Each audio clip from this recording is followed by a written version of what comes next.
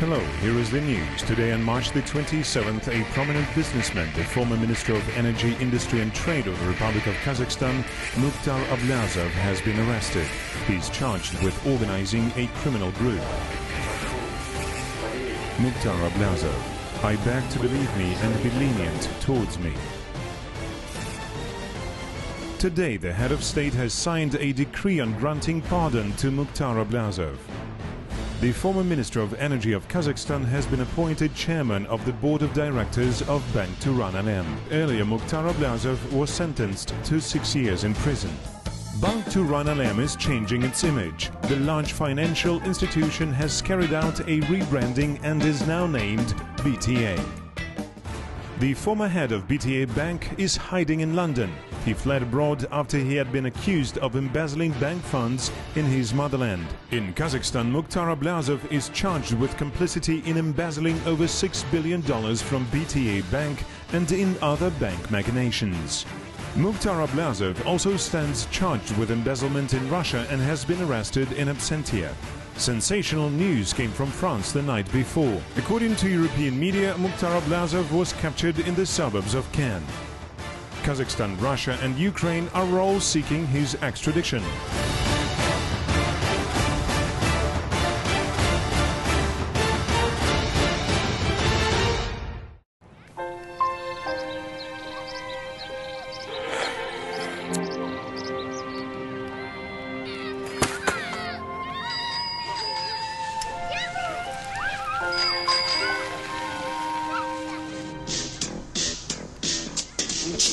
Время все вперед, час, миг, век, год, быстрый сказочный полет, час, миг, век, год, на вертолетах и самолетах. Кто властитель тьмы бездонной утки, тайных складов миллионных утки. Today in Zealous village, that is an hour's drive from Shymkent, few people remember their fellow villager, occasionally hearing his name over the radio or reading about him in a newspaper. It is here that he was born in May 1963, the man who decades later would be spoken about in all the domestic and foreign media. We've heard from old people that Ablyazov's parents used to live here. He would be discussed, condemned, searched for, found and lost again, remembered from year to year, although his name should have been consigned to oblivion and he himself sent to prison long ago. Mr Ablyazov is spoken about again in Almaty, namely in the specialized inter-district court on criminal cases. It's been 8 years since the oligarch has been in Kazakhstan.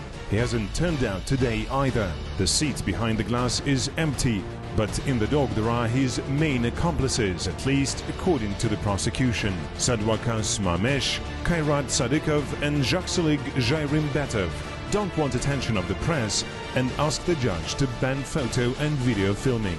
They prefer to speak privately about their relations with the man who has destroyed their lives. At that moment, all of us were scared by what was going on and didn't understand anything. I regret a lot that I worked there in that period of time. He doesn't spare anyone for achieving his goals, neither himself nor his loved ones, no one at all. Ruthless, ambitious, having a mathematical habit of mind and a great chess player. He had a real gift of persuasion. Thousands of people believed him and then regretted 8,000 times. But all this is in the past. Now the banker with a high tempo has to give his spiel only on the internet. In his native land, Ablyazov is being waited for with handcuffs on. It's becoming more difficult to believe his words. There are new evidences, witnesses and accomplices give testimony. An enormous mosaic of fraud forms a single picture. Almaty streets still keep memories. Somewhere here he walked or drove. In this building he contrived his artful plans and pumped billions. It has been a long time since the three letters disappeared from the glass high-rise building in the center of the city. But the echo of past undertakings of BTA Bank and its officials is still haunting its twisted corridors. Almost everything has changed here over the years. The only place spared by time is the conference hall. It is in this room on the 12th floor where Ablyazov devised his intricate schemes that would later take up hundreds of pages of materials of a criminal case. As a result of those schemes, both his subordinates and all Kazakhstan people would suffer in the end. Almost everything has remained here in its primordial type: furniture, company logo, memorable letters of commendation on the wall. Ablyazov liked praises and letters of commendation. When there wasn't enough of public attention in Kazakhstan, he went further. These images were filmed in Moscow 10 years ago. Global Finance Award was presented there and Turan Alem received the nomination of the Bank of the Year in the CIS. It is the elite of our bank community. In the world they call it the best practice models. High-ranking politicians and businessmen praised, admired and spoke about the prospects of the financial institution of Kazakhstan. But none of them realized that all the achievements of the bank were not more than a soap bubble. The statuette was given to Roman Solotchenko, the former chairman of the board of Turan Alem. Roman Solotchenko. It was a pleasant surprise to us and another confirmation that, as I have already told, the strategy we chose several years ago proves to be right and obtains recognition. A strategy that obtained recognition in 2007 would make Solotchenko leave the country 2 years later. He would hide in Great Britain together with Ablyazov. According to the data provided by the Prosecutor General's office, Solotchenko was granted asylum in the UK in 2012. Ablyazov liked England. He had large impressive real estate in London amounting to £63 million, which is over 24 billion in terms of tenge. Having knocked up a fortune in his native land at other people's expense, the banker lived in luxury.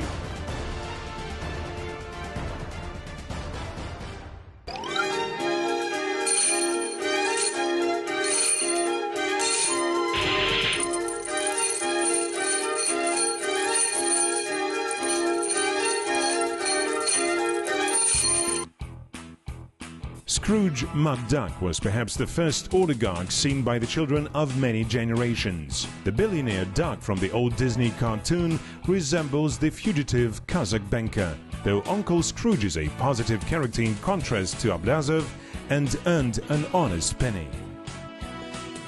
Scrooge McDuck. Well, not bad for half-a-day work.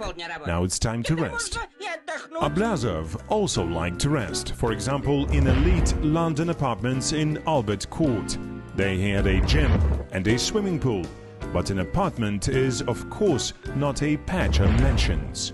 Is Carlton House. There are 9 bedrooms, a spacious assembly room, a library, a swimming pool and a Turkish bath there. It's impossible to count all options. The fugitive banker also owned a 40-hectare ground area in Oaklands Park, 8 houses, a nursery garden, lakes, tennis courts and a helipad. However, the High Court of London took a decision to sell that property.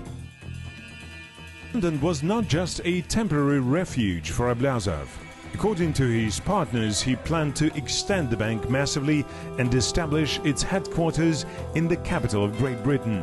Small wonder then that he fled there as a result.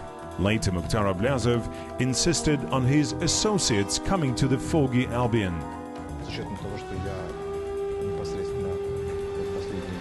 Taking into account the fact that I was directly in charge of the bank during the final year and many people were subordinate to me, as well as knowing my character, he apparently decided that it would be safer for him if I was next to him there. Gaxalik Jairimbatov used to be one of the principal assistants of Ablyazov. He headed the credit committee of the bank. He got acquainted with his future boss early in 2000s. He admits that he admired Ablyazov's working style.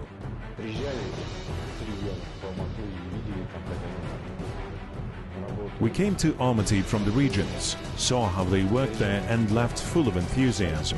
After communicating with them, it seemed to us that we did nothing at all. They were active and ambitious, and it seemed to us that they were doing some advanced aerobatics there.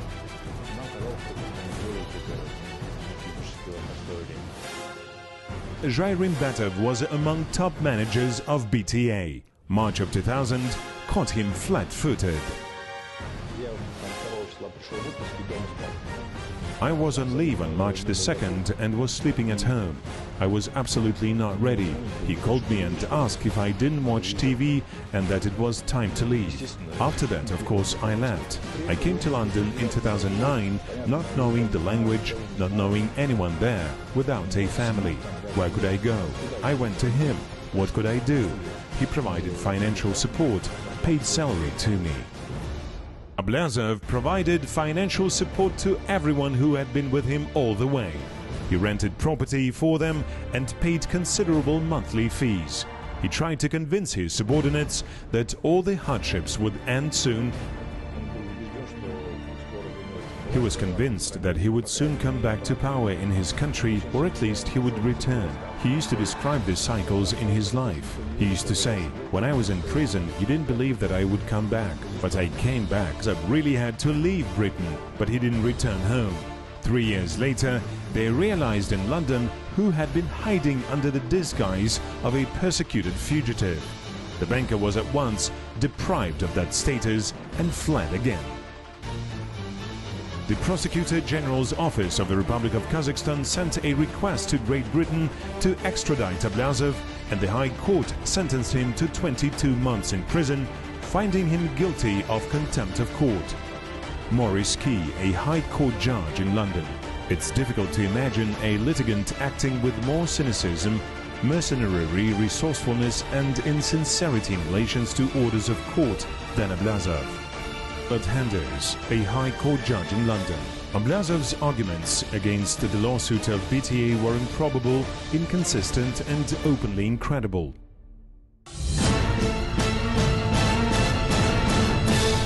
The assets of BTA currently amount to $24 billion. Its total equity capital is $3,600 million. Many Russians and even European lending agencies can envy it. Mr Ablyazov had come to Turan 2 years before these events. In 2005, the bank was not in good shape. Its capital made up 38 billion tenge.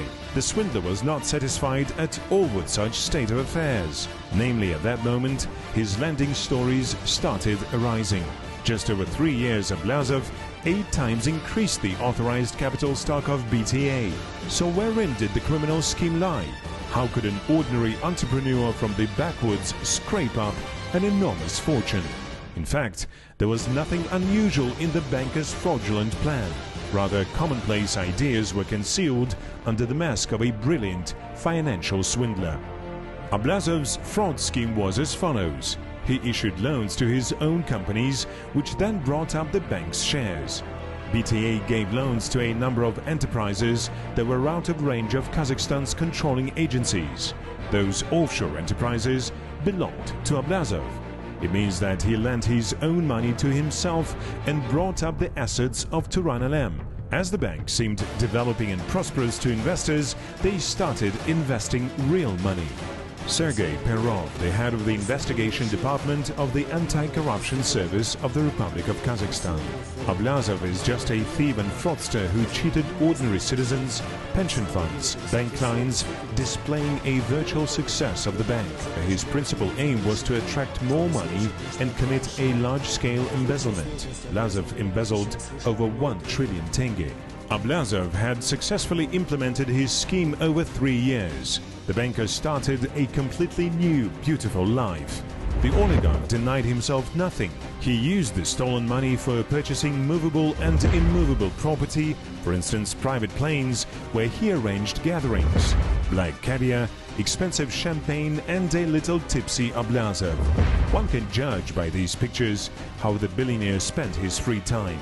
Unscrupulous, accurate and calculating, he stole from both foreign investors and ordinary Kazakh people. Sergei Perov, the money stolen by Ablyazov belonged to ordinary Kazakh people who entrusted them with their savings. Pension funds that deposited pension benefits in BTA Bank suffered the same fate. Kazakhstan and foreign investors also fell for Ablyazov's trick and deposited their funds. When in 2009 both the oligarch and the money disappeared, the economy of Kazakhstan found itself on the verge of a crisis. BTA was one of the major banks of the country. That was the aim of the cunning fraudster. Over the years he had inflated an enormous soap bubble, turned over his own assets in order to convince everyone that Turan Alem was really developing. The investors believed those fairy tales and invested real money that Ablyazov transferred to his own accounts. As the financial collapse of the major bank could be fatal for the whole economy of Kazakhstan, the state had to intervene. The debts of BTA running into billions were paid off from the budget. The people not related to Ablyazov, Kazakhstan taxpayers, ordinary citizens had to pay Ablyazov's bills. All this took place at the time of the world financial crisis. At that critical moment, the swindler snapped off a large piece of the common pie. Ablyazov pumped out $7.5 billion from Kazakhstan.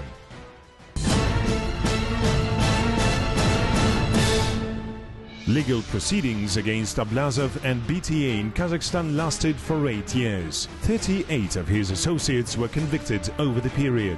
The fugitive banker's fraud turned out badly to many of his subordinates. Some of them didn't suspect any embezzlement, others had some guesses but went on following the chief's instructions. By his escape, Ablyazov destroyed many lives. The bankers didn't understand at once that their former boss had framed them up. But everyone understands clearly that if it hadn't been for him, their life would have been quite different. It should be noted that many of those who played their part in Ablyazov's fraud schemes have never even seen him. I had no direct contact with him. I'm an ordinary specialist and had no connections with the authorities. I had never seen Mukhtar Ablyazov. I have never had any direct contact with him. A special group of people appear in this case. In the professional slang, they are called 65s. They are the people who have repented, assisted the prosecutors, and as a result freed themselves from criminal prosecution. Rustam Abdashev, the former head of the corporate business department of BTA Bank.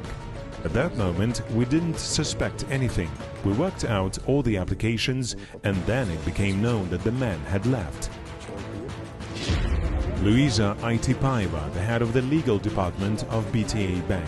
Turan Alem was the leading bank. The work was dynamic. All of us were committed to the work we did. Gulnara Tleukulova, the former managing director of BTA Bank. I performed my rounds of duties. I think I worked for the good of the bank, for the benefit of the banking system of Kazakhstan. Each of these people has his own story, but all of them are intertwined on the three cherished letters and on the merciless man. At the beginning, Ablyazov and BTA were the pride of their life, and then they turned into a nightmare. Zoria Kuanbekova, the former head of the Department of Legal Maintenance of Corporate Business of BTA Bank. I came home from work at 9 to 10 p.m. I worked at the weekends. Now this is the result. Zoria Kuanbekova had worked in BTA as a lawyer since 1996. After Ablyazov had escaped, her quiet and measured life was over. You can't call it anything but treachery. The banker involved more and more people into his criminal network and exploited each of them for the sake of one thing: increasing his own capital. Zoria Kuanbekova, the former head of the Department of Legal Maintenance of Corporate Business of BTA Bank. Every time heading for negotiations, I was not sure if I would return home. Do you understand what it was like? 8 years of endless horror. Who will stay with my child? How will she return home alone?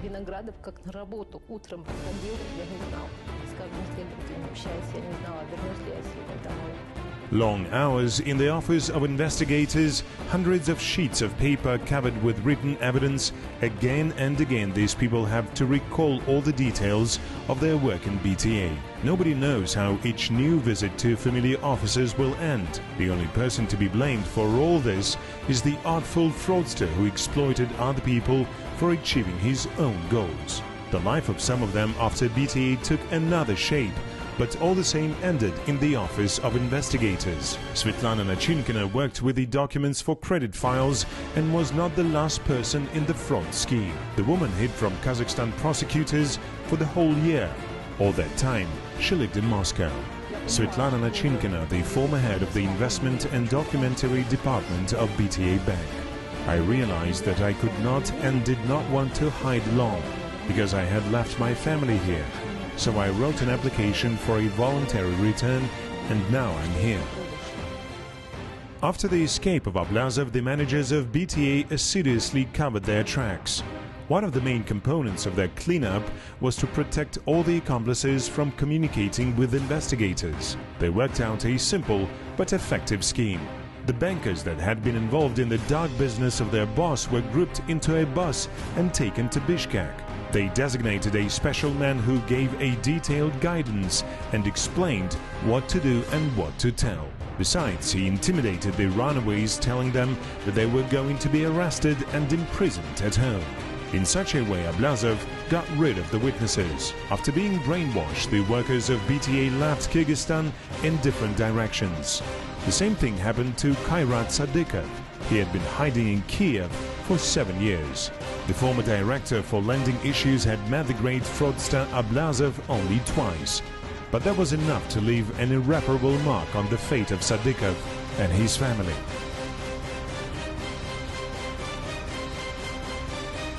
Старшие дети у меня остались с родителями, и практически они выросли без меня, на руках у родителей. Kairat Sadikov, the former director for lending issues of BTA Bank. My eldest children stayed with my parents and grew out without me. My wife and youngest daughter left with me. At that time, all this was stressful for us, for our parents, for my children and for me. My daughter got seriously ill, and all these years I devoted to her treatment.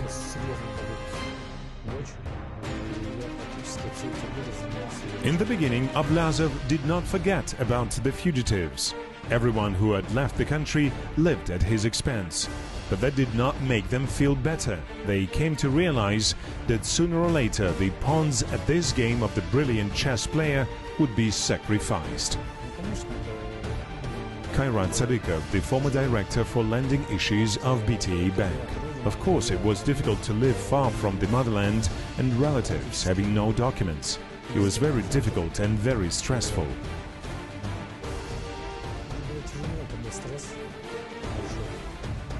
At some point, hard life at the expense of others was over. The people used by Ablyazov for implementing his fraud schemes turned into worked-out material. Sergei Perov, Ablyazov simply exploited people for realizing his criminal plans. He needed them at a certain period of his life to commit such a large-scale crime. Eventually, he did not need them anymore. Needless, exploited and penniless, the fugitives started thinking of returning home. Kairat Sadikov did namely this. He returned home and appeared before the court. He pleaded guilty in part as well as Sadwakas Mamesh, but the latter played a more significant role in the BTA case. He was the chairman of the board in the bank and worked closely with Mukhtar Ablyazov. It was Mamesh who devised the illegal scheme for increasing the capital.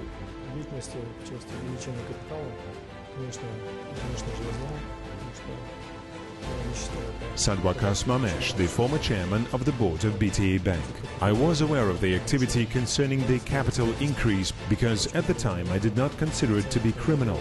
I thought it was only violation of bank legislature from the point of view of norms. Subsequently, when the volumes started increasing with a great number of projects being financed, it became clear that we violated the norms. In principle, this was why I left the bank. моего ухода из банка. Mamesh left, but questions remained unanswered. Later, he would actively cooperate with investigators and help BTA to retrieve approximately 300 million of stolen dollars. But that did not save him from accusations of embezzlement and illegal use of the bank funds. Said Wakas Mamesh, "I regret a lot that I worked in the bank at that time."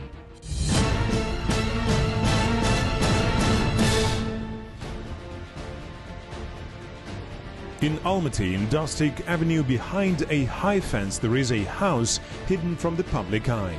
It is difficult to call it a house. It's a real estate. Besides the main mansion, there are several guest houses, garages, a swimming pool and a playground here. In the spacious plot you can come across statues. Twisting paths lead to shady summer houses, behind which there is a river with a bridge over it. But the past luxury has declined. All this is the creation of the former Almaty mayor, Akim Viktor Krapunov. Sergei Perov. At that time, this house was the residence of the mayor of Almaty, but the then mayor Krapunov privatized it, after which it belonged to his spouse and subsequently became Ablazov's property. At some moment, the two high-ranking gentlemen became connected with family bonds. The banker's daughter married the mayor's son. The fathers-in-law saw further business prospects in this marriage. When the High Court of London prohibited Ablazov to use his assets around the world, he devised another fraud scheme. He decided to hide and then legalize the stolen funds, shares and property with the help of his son-in-law. Ilyas Krapunov turned out to be an ideal variant in this regard. At the time, Ablazov was not under prosecution in Kazakhstan, Russia and Ukraine. But the son of the former mayor could not use the entrusted money independently. Any transaction was to be endorsed personally by Ablazov. The dirty money was invested in the elite property in Europe and USA, as well as in oil and gas companies in Africa. Both families, united by marriage, illegal business and Almaty mansion, are in a similar situation now. Once a prominent politician, Viktor Krapunov and his spouse, a luxurious business lady, Leila, are hiding in Switzerland. The former minister gives interviews in which he tries to convince everyone that he is a victim. In an expensive suit, beautiful glasses and many millioned accounts in a bank. The source of his income did not dry up when he was the mayor of Almaty. Krapunov loaded himself with a heavy burden. He rid the city of some hectares of land. He sold profitably the plots of land in mountainous districts and sometimes in conservation zones. Leila's business, luxury boutiques of elite clothes and jewelry saloons, also brought some profit to the family budget. In the intervals between difficult day-to-day activities, the golden couple liked to tell about their life. Leila Krapunova. Concerning mobile phones, the time of our communications with each other are the happiest moments for us. Especially now we miss our elder children. The happiest moments for us are the moments when we are together. Little has changed in their lives since they fled for Switzerland. Their children have grown up and went into business as well. Ilyas, like his parents, is fond of attention of the press. He has got the status of the youngest millionaire of Switzerland. His fortune totals 8 zeros with a modest foreign front. Ilyas Krapunov. Welcome to our apartments. A splendid view of the lake opens here. It's impossible to build such apartments in Almaty. Villa in Geneva looks much better and sounds more prestigious. Ilyas Krapunov. There are people who have a stereotype regarding Kazakhstan that money is mafia-controlled and dirty there. I think one day we will clarify the situation. Ilyas conducts a tour around the luxury rooms and demonstrates his not less luxurious spouse. Madina Ablazova doesn't feel alien in this family. Her father resembles Krapunov too much. Besides, after the couple robbed Kazakhstan of millions of dollars, the former mayor hurriedly defected to the side of his new relative. The two fugitives and their families are now trying to support each other in everything and together play a role of persecuted members of the opposition. Viktor Krapunov. I left the system that I couldn't bear anymore. I have never had bank accounts in Switzerland. My wife's account had been blocked. It's true. We will prove that accusations of money laundering are groundless. The only difference between the ex-mayor and the ex-banker is perhaps in the number of zeros on their bank accounts. Kropanov managed to pump out $300 million from Almaty, while Ablyazov stole billions. August of 2013 happened to be full of sensations. The European media reported that Mr Ablyazov had been captured at his villa in France. After 4 years of search and persecution, the ex-head of BTA had been tracked down at last. The special operation on his capture was carried out swiftly, and mass media already spread around a picture of Mr Ablyazov in a white undershirt, shorts and handcuffs. Later in the French prison, he would recount the details of his arrest on his own website. "I was at home working when I heard a helicopter hovering around 300 meters away from my house. Suddenly the door opened and a strange masked man with a Winchester rifle in his hands bent down and ran into the room. Some more special squad soldiers ran into the room. They were also scared, armed with rifles, as if expecting an armed resistance. I don't know what they had been told at the briefing, but it seems they were very frightened. They handcuffed and blindfolded me. Everything was done to the maximum degree possible, but even after that they were still scared, as they drove me as a dangerous terrorist expecting an attack at any time." Ablyazov spent more than 3 years in the French prison. All that time, Russia and Ukraine sought his extradition. The banker is convicted of a range of crimes there too. Kazakhstan had no chances for extradition as it had no extradition treaty with France. In spring 2015, the court in France made the final decision and issued an extradition order to Moscow. Everything seemed to be over at last. A plane, Sheremetyevo, interrogations, trial and prison. But the procedure was delayed in the Fifth Republic, and a year and a half later Mr Ablyazov went at large, holding his head proudly and smiling. France's highest administrative court cancelled the extradition order on the ground that Russia had a political motive in making the extradition request. A groundless, pointless and preposterous circle closed up again.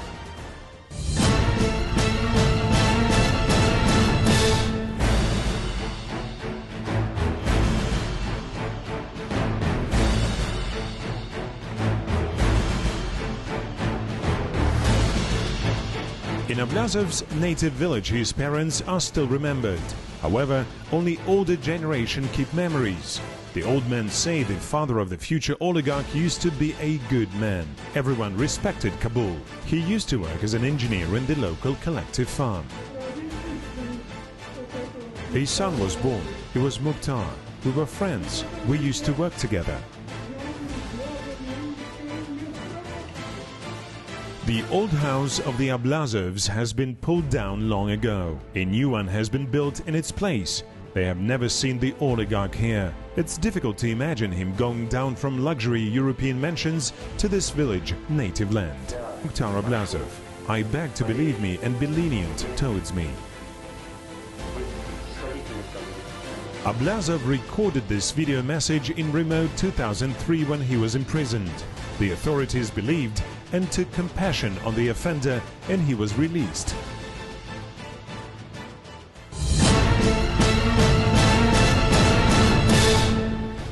The fugitive oligarch lives in France, now making no efforts to hide. Here he is posing at the Eiffel Tower, making comments on the Russian meetings, giving interviews. But at this time in Almaty, he's being tried in absentia. The procedure is going to be difficult. Over 2,000 sections case file contains the materials on the BTA embezzlement case. They had to allocate several rooms for keeping all the folders. On these shelves there are evidences, memories, conclusions and resumes of dozens of people. The organized criminal community consisted of over 100 participants, 100 people who somehow or rather, voluntarily or not, found themselves on the same checkboard with the king, Ablyazov, and only he has managed to win the game. 24 accomplices are still wanted by the international police, but also understand that it's time to go back home. Sergei Perov, some of them currently apply to us through their lawyers and are ready to return to Kazakhstan. Far away from their motherland, without means of subsistence, they are conscious of their guilt. In turn, we are ready to do everything we can to return them home. Moreover, we call on the rest wanted criminals to come back to Kazakhstan. The luxurious but dilapidated mansion in Almaty is likely to be sold after the trial. But Jairim Betov, Sadikov and Mamesh will have to be announced the sentence without their genius boss.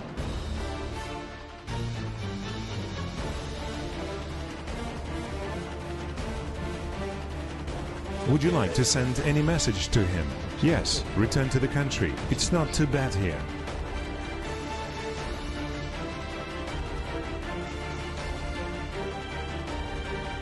Dear future. Hello, today the ex-head of BTA Bank, disgraced businessman and oligarch Mr Ablyazov is to be taken to Almaty by special flight. He fled Kazakhstan in 2009 when the details of a colossal embezzlement came out. Ablyazov is accused of having embezzled over $7 billion.